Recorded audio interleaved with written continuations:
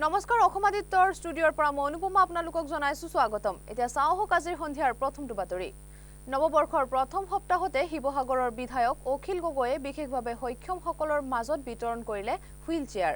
শিৱসাগৰৰ বিধায়কৰ 23 গৰাকী বিশেষভাৱে সক্ষম ব্যক্তিলৈ হুইল চেয়াৰ প্ৰদান। নৱবৰ্ষৰ প্ৰথম সপ্তাহতে শিৱসাগৰৰ বিধায়ক অখিল গগৈয়ে বিশেষভাৱে সক্ষম সকলৰ মাজত বিতৰণ কৰিলে হুইল চেয়াৰ। শিৱসাগৰ আৱৰ্ত ভৱনত বিধায়ক গৰাকীয়ে শিৱসাগৰ সমষ্টিৰ 23 গৰাকী বিশেষভাৱে সক্ষম ব্যক্তিৰ মাজত বিতৰণ কৰে হুইল চেয়াৰ। নৱবৰ্ষত বিশেষভাৱে সক্ষম লোকসকলক সহায় কৰিবলৈ পাই আনন্দ লাভ কৰা বুলি জানিবলৈ দি আগন্তুক দিনবিলাকতো বিশেষভাৱে সক্ষম ব্যক্তিসকলৰ বাবে কাম কৰি যাব বুলি মত পোষণ কৰে। 108 নং শিৱসাগৰ বিধানসভা সমষ্টিত বিশেষভাৱে সক্ষম লোকসকলৰ কাৰণে আজি হুইল চেয়াৰ বিতৰণ কৰা হৈছে। যদিও আমি চৰকাৰৰ পৰা কেৱল 20খন হুইল চেয়াৰ লাভ কৰিছিলোঁ বিতৰণৰ কাৰণে, কিন্তু ইতিমধ্যে 23জন ইতিমধ্যে হিতাধিকাৰী আহি উপস্থিত হৈছেহি।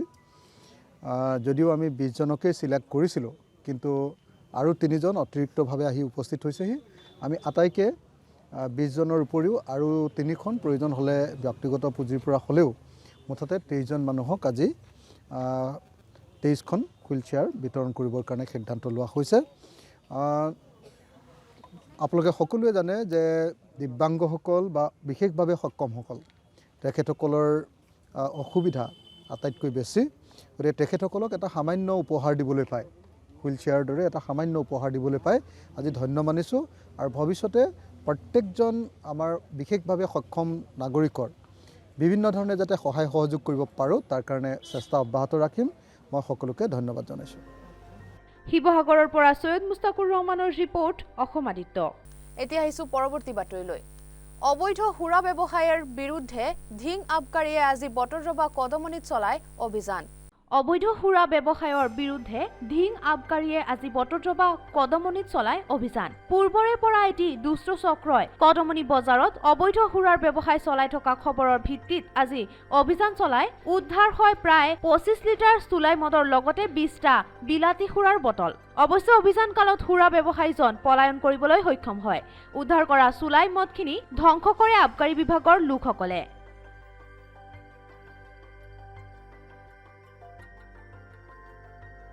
আমিতো খবৰ পাইছিলোঁ গোপন সূত্ৰত যে কদমনি বজাৰত চুলাই পথাৰত থাকি জংঘলত ৰাখি চুলাই বেচে। সেই হিচাপে আমি গোপন সূত্ৰৰ খবৰ মতে আহি আমি জংঘলত চেক কৰিলোঁ, চুলাইখিনি পালোঁ, মানুহ পোৱা নাই। আৰু মাজতো আমি প্ৰায় 600 লিটাৰ 2 গাড়ী চুলাই ইয়াত ধৰিছোঁ কদমনি বজাৰতে। আৰু ধৰি আছোঁ, মানুহৰ মাজত ধৰি 2টা মানুহ চালান দিলোঁ। আজি আপোনালোকে কিমান চুলাই ধ্বংস কৰিলে? ইয়াত প্ৰায় 20 লিটাৰ চুলাই হ'ব। বটদ্ৰৱাৰ পৰা জুৱেলুদ্দিনৰ ৰিপৰ্ট অসমাদিত্য। চৰকাৰী চাকৰিয়াললৈ ৰাজ্য চৰকাৰৰ বিশেষ ছুটি। পৰিয়ালক সময় দিবৰ বাবে 4 দিন বিশেষ ছুটি। ৰাজ্যৰ মুখ্যমন্ত্ৰী ডক্টৰ হিমন্ত বিশ্ব শৰ্মাই এই ঘোষণাৰ পাছতে চৰকাৰী চাকৰিয়ালসকলৰ পৰিয়ালৰ মাজত আনন্দৰ লহৰ। চৰকাৰী চাকৰিয়াললৈ ৰাজ্য চৰকাৰৰ বিশেষ ছুটি। পৰিয়ালক সময় দিবৰ বাবে 4 দিনৰ বিশেষ ছুটি। ৰাজ্যৰ মুখ্যমন্ত্ৰী ডক্টৰ হিমন্ত বিশ্ব শৰ্মাৰ এই ঘোষণাৰ পিছতে চৰকাৰী চাকৰিয়ালসকলৰ পৰিয়ালৰ মাজত আনন্দৰ লহৰ। 6 জানুৱাৰীৰ পৰা 9 জানুৱাৰীলৈ 4 দিনৰ বিশেষ ছুটি পাব ঘৰৰ পৰা আঁতৰত থকা চৰকাৰী চাকৰিয়ালে। উল্লেখ্য যে বৰ্তমান বিশ্বায়নৰ যুগত দিনক দিনে বৃদ্ধি পাব ধৰা কৰ্মব্যস্ততাৰ বাবে বহু চৰকাৰী কৰ্মচাৰীয়ে পৰিয়ালৰ সান্নিধ্যৰ পৰা বহুদিন ধৰি আঁতৰি থাকিব লগা হোৱাৰ উপৰিও বিভিন্ন ধৰ্মীয় আৰু জাতীয় উৎসৱ আদিতো পৰিয়ালক সময় দিব নোৱাৰাত কৰ্মচাৰীগৰাকীৰ লগতে পৰিয়ালৰ বাবেও এক মানসিক দ্বন্দ্ব হিচাপে পৰিগণিত হৈছিল। মুখ্যমন্ত্ৰীৰ এই ঘোষণাৰ পিছতে প্ৰতিটো পৰিয়ালত যেন এতিয়া আনন্দৰ লহৰ। এনে এক শিৱসাগৰৰ পৰিয়াল, সন্তান চৰকাৰী চাকৰিয়াল, থাকে ধেমাজিত। মাতৃৰ মৰমৰ সন্তানটোৰ মুখ চাবলৈ অপেক্ষা কৰিব লাগে বহুদিন। পত্নীৰো সেই একেই অপেক্ষা স্বামীৰ আগমনলৈ।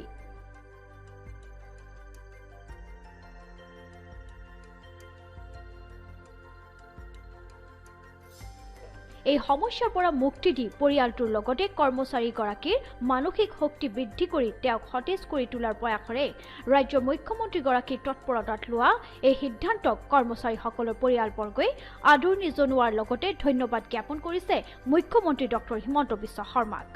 খুবেই আনন্দ লাগি আছে আৰু 31টো আমি একেলগে উদযাপন কৰিব নোৱাৰিলোঁ, এতিয়া আহিব যে সেইকাৰণে ভাল লাগি আছে। আৰু প্লেনটো কৰা নাই, সি আহিলে আমি ভাবিম আৰু ক'ত যাম। ৰিলেটিভ মানুহ বহুত আছে, আমিতো বহুত দিন খবৰ চবৰ কৰা নাই, সি আহিলে আৰু যাম বুলি ভাবিছোঁ। ঘৰুৱা কাম কিছুমানো আছে বহুত, সেইখিনিও মানে কৰিব লাগিব আৰু সেয়াই। আৰু এতিয়া ধানৰ দিন, আমাৰ ধানো আছে পথাৰত, গুটি ধানে আনো সেইবিলাক আনিবলৈ সি তাৰ মাজতে সি সেইবোৰ চাবলৈ যাব লাগে, গতিকে সেইগুলো আহিব। শিৱসাগৰৰ পৰা সৈয়দ মুস্তাকৰ ৰহমান, অসম আদিত্য। আজি মেৰাপানীৰ দৈয়াং ছিনিয়ৰ ছেকেণ্ডেৰী বিদ্যালয়ত একাদশ আৰু দ্বাদশ শ্ৰেণীৰ ছাত্ৰ-ছাত্ৰীসকলৰ কোভিড-19 ভেকচিন প্ৰদান কৰা হয়। আজি মেৰাপানীত দৈয়াং ছিনিয়ৰ ছেকেণ্ডেৰীত একাদশ আৰু দ্বাদশ শ্ৰেণীৰ ছাত্ৰ-ছাত্ৰীসকলক কোভিড-19 ভেকচিন প্ৰদান কৰা হয়। শিক্ষানুষ্ঠানটোৰ মুঠ 540 গৰাকীক এই ভেকচিন প্ৰদান কৰা হয়। আনহাতে আজি মেৰাপানীত এগৰাকীৰ দেশত কৰোনা ভাইৰাছৰ উপস্থিতি ধৰা পৰে। লোকজন মেৰাপানীৰ 142 নং CRCFৰ জোৱান আৰু তেওঁ ঘৰত ছুটি কটাই হিমাচল প্ৰদেশৰ পৰা মেৰাপানীলৈ আহিছিল। লোকজনক স্বাস্থ্য বিভাগে যোৰহাট কোভিড কেয়াৰ চেণ্টাৰত ভৰ্তি কৰে। যোৱা 3 তাৰিখৰ পৰা 15 to 18 যিটো এজ গ্ৰুপ, যিখিনি কিশোৰীক কোভাক্সিন ভেকচিনেশ্যন, কোভিডৰ ভেকচিনেশ্যন কৰি থকা হৈছে। আজি আমি আমাৰ এই মেৰাপানী কলেজ অৰ্থাৎ দৈয়াং ছিনিয়ৰ ছেকেণ্ডেৰী নহয়, দৈয়াং ছিনিয়ৰ ছেকেণ্ডেৰীত আজি 540জন ছাত্ৰ ছাত্ৰীক কোভাক্সিন ভেকচিনেশ্যন কৰা হ'ল। টেষ্ট কৰিছিলোঁ, 15জনৰ আপোনাৰ এজন পজিটিভ ওলাইছে। সেইজন আপোনাৰ মেৰাপানী CRPF কেম্পৰ হয়। তেখেত ছুটীত ঘৰ গৈছিলে, ঘৰৰ পৰা তেখেত অহাৰ পাছত আমি আজি টেষ্ট কৰিলোঁ, তেখেতৰ পজিটিভ ওলাইছে। তেখেতক আমি বৰ্তমান গোলাঘাট কোভিড কেয়াৰ চেণ্টাৰত পঠিওৱা হৈছে। মেৰাপানীৰ পৰা সুনীল বৰাৰ ৰিপৰ্ট, অসম আদিত্য। বতৰৰ পৰিস্থিতিৰ পৰিৱৰ্তন আৰু নেৰানেপেৰা তুষাৰপাতৰ বাবে উপত্যকাত বৃদ্ধি পাইছে ঠাণ্ডা। মনালীৰ মল ৰোডকে ধৰি বিভিন্ন ঠাইত চাৰিওফালে বৰফ পৰা অব্যাহত আছে। বতৰৰ পৰিস্থিতিৰ পৰিৱৰ্তন আৰু নেৰানেপেৰা তুষাৰপাতৰ বাবে উপত্যকাত ঠাণ্ডা বৃদ্ধি পাইছে। মনালী মল ৰোডকে ধৰি ৰোহতাং পাছ আৰু অটল নাটেলৰ চাৰিওফালে বৰফ পৰা অব্যাহত আছে। হিমাচল প্ৰদেশত মঙলবাৰৰ পৰা মনালীকে ধৰি কাষৰীয়া অঞ্চলবোৰত বৰষুণ আৰু তুষাৰপাত অব্যাহত আছে, যাৰ ফলত মনালীত শীতকাল শীৰ্ষলৈ আহিছে আৰু উপত্যকাত শীতে তাণ্ডৱ চলাই আছে। যদি আপুনি পৰ্যটন চহৰ মনালীৰ কথা কয়, মঙলবাৰৰ পৰা বতৰ আকৌ এবাৰ সলনি হৈছে। বতৰৰ পৰিস্থিতি অব্যাহত থকাৰ লগে লগে মনালী আৰু কাষৰীয়া অঞ্চলত বৰফ বিৰাজ কৰি আছে। আনহাতে মনালীৰ মল ৰোডত পৰ্যটকসকলে তুষাৰপাত উপভোগ কৰা দেখা গৈছে। মনালী ভ্ৰমণকাৰী পৰ্যটকসকলে কয় যে তেওঁলোকে দীৰ্ঘদিন ধৰি তুষাৰপাতৰ বাবে অপেক্ষা কৰি আছে আৰু আজি তেওঁলোকে মনালীত জীৱন্ত তুষাৰপাত দেখিছে। News desk report, Assam Aditya.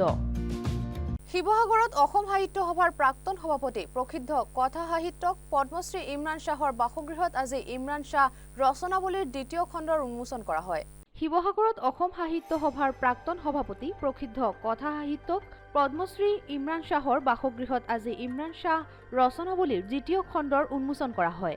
গ্ৰন্থখন উন্মোচন কৰি বীৰাংগনা সতী সাধিনী ৰাজ্যিক বিশ্ববিদ্যালয়ৰ উপাচাৰ্য ডক্টৰ জ্যোতিপ্ৰসাদ শইকীয়াই নৱপ্ৰজন্মৰ প্ৰতিগৰাকী সাহিত্য অনুৰাগীক শ্বাহৰ সাহিত্য অধ্যয়ন কৰি সৃষ্টিশীলতাৰ দিশত বাট বুলিবলৈ আহ্বান জনোৱাৰ লগতে শ্বাহৰ সৃষ্টিশীলতাই সমাজৰ প্ৰতিস্তৰৰ লোককে আহ্লাদিত কৰি আহিছে বুলি মন্তব্য আগবঢ়ায়। উল্লেখযোগ্য যে ইয়াৰ পূৰ্বে প্ৰকাশ পোৱা ৰচনাৱলীৰ প্ৰথম খণ্ডটোও একেটা প্ৰকাশন গোষ্ঠীয়ে প্ৰকাশ কৰি উলিয়াইছিল, যিটো খণ্ডই পাঠকৰ ইমৰান শ্বাহৰ সাহিত্য কৃতিৰ সামগ্ৰিক অধ্যয়ন আৰু বিশ্লেষণৰ বাবে অনুপ্ৰাণিত কৰিছিল। নৱনীত হাজৰিকাই আধৰা উন্মোচনী অনুষ্ঠান শিৱসাগৰ জিলা সাহিত্য সভাৰ বিষয়ববীয়াসকলৰ লগতে যথেষ্ট সংখ্যক গণ্যমান্য ব্যক্তি উপস্থিত থাকে। অসমৰ ভাষা সংস্কৃতি আৰু সভ্যতাৰ উত্তৰণৰ বাবে যোৱা প্ৰায় ৬-৭টা দশক যিসকল বৰেণ্য ব্যক্তিয়ে নিৰলস আৰু নিৰবিচ্ছিন্নভাৱে প্ৰচেষ্টা অব্যাহত ৰাখিছে সেইসকলৰ অন্যতম কথাশিল্পী ইমৰান শ্বাহ। তেখেতে যিখিনি সৃষ্টিকৰ্ম এই সৃষ্টিকৰ্মই ইতিমধ্যেই অসমীয়া সমাজ জীৱনক উদ্ভাসিত কৰিব পাৰিছে আৰু নতুন প্ৰজন্মক এখন পৰিলিহিত নতুন সুন্দৰ সমাজ নিৰ্মাণ কৰিবৰ কাৰণেও উৎসাহিত কৰিছে। তেখেতৰ সৃষ্টিমূলক কৰ্মৰ আজি দ্বিতীয় খণ্ড আমাৰ দৰে এজন অভাজনক উন্মোচন কৰিবলৈ দিয়াৰ বাবে আমি কৃতজ্ঞতা প্ৰকাশ কৰিছোঁ। যিখিনি মই কিতাপৰ আকাৰত থৈ যাব খোজোঁ ৰাইজলৈ, তাৰে 2টা খণ্ড হ'ল আৰু যদি সম্ভৱ হয় বাকী 2টামান খণ্ডত বাকীখিনি সামৰিবলৈ যত্ন কৰিম। আজি যে এইটো সম্পূৰ্ণৰূপে ৰাইজৰ হাতলৈ আহিলে তাৰ কাৰণে মই বৰ আনন্দ পাইছোঁ। शिवसागर से सैयद मुस्ताकुर रहमान की रिपोर्ट, असम आदित्य। এতিয়া আহিছোঁ আজিৰ শেষৰ বাতৰিলৈ। চৰাইদেউৰ সাপেখাতিত আহি উপস্থিত হৈছেহি ৰাজ্যৰ মুখ্যমন্ত্ৰী ডক্টৰ হিমন্ত বিশ্ব শৰ্মা। ডিব্ৰুগড় মোহনবাৰী বিমানবন্দৰৰ পৰা পোনে পোনে চৰাইদেউ জিলাৰ কলাকটা উচ্চতৰ মাধ্যমিক বিদ্যালয়ৰ খেলপথাৰত হেলিকপ্টাৰ অৱতৰণ কৰাৰ পাছতেই বিদ্যালয়ৰ ছাত্ৰ-ছাত্ৰীসকলে শ্ৰেণীকোঠা এৰি মুখ্যমন্ত্ৰীক স্বচক্ষুৰে চাবলৈ ওলাই আহি মুখ্যমন্ত্ৰীক নৱবৰ্ষৰ শুভকামনা যাচে। ডিব্ৰুগড়ৰ মোহনবাৰী বিমানবন্দৰৰ পৰা পোনে পোনে চৰাইদেউ জিলাৰ কলাকটা উচ্চতৰ মাধ্যমিক বিদ্যালয়ৰ খেলপথাৰত হেলিকপ্টাৰ অৱতৰণ কৰাৰ পাছতেই বিদ্যালয়ৰ ছাত্ৰ-ছাত্ৰীসকলে শ্ৰেণীকোঠা এৰি মুখ্যমন্ত্ৰীক চাবলৈ ওলাই আহি মুখ্যমন্ত্ৰীক নৱবৰ্ষৰ শুভকামনা যাচে। চৰাইদেউৰ সাপেখাতিত আহি উপস্থিত হ'লহি ৰাজ্যৰ মুখ্যমন্ত্ৰী ডক্টৰ হিমন্ত বিশ্ব শৰ্মাই। তাৰ পাছতেই মুখ্যমন্ত্ৰীগৰাকীয়ে পোনে পোনে যোৰহাট লোকসভা সমষ্টিৰ সাংসদ তপন কুমাৰ গগৈৰ বিমলাপুৰৰ নগাহাটস্থিত বাসগৃহত উপস্থিত হয় মুখ্যমন্ত্ৰী। যোৱা 18 নৱেম্বৰত সাংসদ তপন কুমাৰ গগৈৰ মাতৃ সৰুমাই গগৈৰ বিয়োগ হৈছিল। সাংসদ গগৈৰ ঘৰত দলীয় কৰ্মীৰ লগত কিছু মত বিনিময় কৰাৰ লগতে স্থানীয় লোকৰ অভাৱ অভিযোগ সন্দৰ্ভত স্মাৰক পত্ৰ গ্ৰহণ কৰে মুখ্যমন্ত্ৰীগৰাকীয়ে। মুখ্যমন্ত্ৰীৰ সৈতে সংগ দিয়ে মন্ত্ৰী বিমল বৰা আৰু যোগেন মোহনে। লগতে উপস্থিত থাকে বিধায়ক ধৰ্মেশ্বৰ কোঁৱৰ। চৰাইদেউৰ পৰা ৰূপামণি গগৈ ৰিপৰ্ট, অসম আদিত্য। আজিৰ বাতৰি ইমানেই। পৰৱৰ্তী বাতৰিৰ বাবে চাই থাকক অসম আদিত্য। নমস্কাৰ।